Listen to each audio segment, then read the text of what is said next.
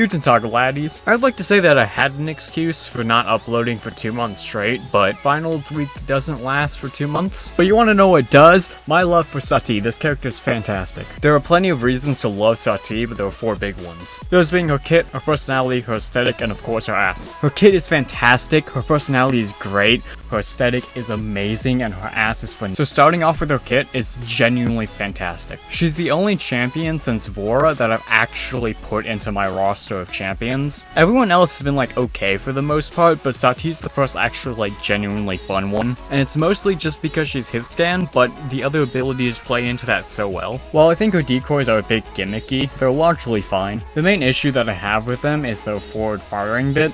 Specifically the bit about firing. You could use it in like very strange circumstances like defending a flank, which as a damage, at least in my opinion, is your job. But they don't feel that useful because a lot of the time they're just firing into empty space and it just adds more screen clutter. Now for a character that's going invisible and maybe moving around a whole lot, that's very valuable as having a lot of clutter. But I think at the level of play that people are actually going to be using that as a mechanic, the opponents aren't going to get distracted very easily, so it really only just affects like lower tier games. Her next ability is just kind of Io's Lunar Leap being copy and pasted into her kit and being renamed Blastback. From a gameplay perspective, it's not that bad of an idea. Lunar Leap is a fantastic ability and it's great to have in Saati's kit, it just feels a bit uninspired. But anyways, on to the final ability, Ricochet. Now this is actually extremely useful. It's also a pretty cool mechanic in general. If you position yourself correctly, it's a fantastic tool to scare off snipers and gain control of an area. It obviously has a bunch of uses outside of that, but that's the general gist of it, I guess. But I would be remiss if I didn't talk about the best part of her kit, her main gun. I didn't think that Paladins could just bring in Destiny's gunplay, but holy shit, dude. Her gun is so much fun to use. It's honestly the main reason I've added her to my roster, but enough about the boring part of her kit. What about her personality? Well, it's Paladin, so you're not going to be getting a whole lot of lore and character development, but from the voice lines and few interactions she has, she just seems like a great person. But now with her personality out of the way,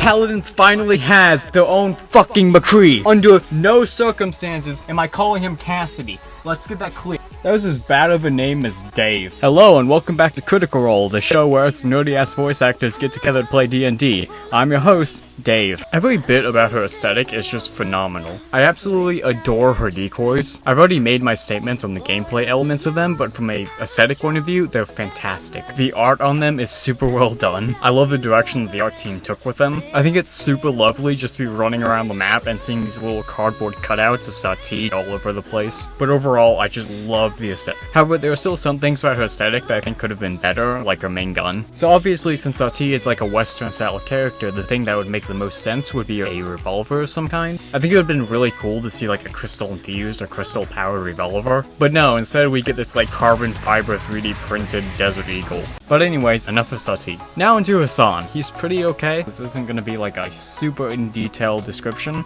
but Hassan is a chonky boy. He was basically unkillable in the PTS, and somehow that didn't get reversed before it got put in the actual game. The developers play the game, right? He's a pretty cool dude. His kit is just kind of meh to me a whole bunch. I mean, he's got the Warhammer, so what else can you really say about him? I feel like one of the biggest things about him being added into Paladins is how it fits into the lore, and I'm not even beginning to dissect that because it's Paladins at this point, and I don't care enough to. But nevertheless, he's fine. Battle Pass isn't really that interesting. There's a whole bunch of stuff I could say. I know there's a Saati skin. I can't remember any of the skins other than that though. But I'm just gonna say one word, and that's salt. The main issues with her isn't that she's a furry, because at this point, that isn't really that big of a deal, but instead why and how she got implemented into the game. In general, I admire the spite, I don't recommend the action, because I don't like the idea of spending your very limited resources on creating a skin that you actively know people won't buy, and at worst possibly even leave the game because, oh. The next, now this is 3-part, because one is good, the other 2 are like,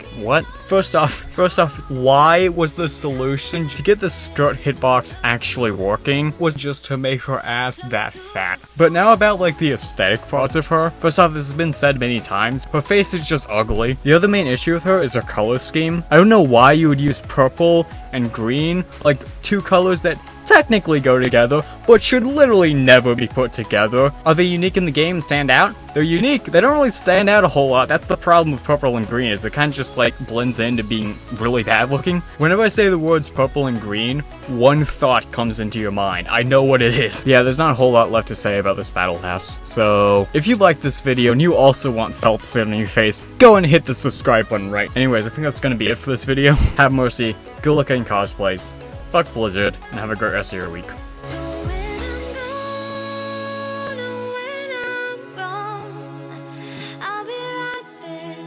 Close to the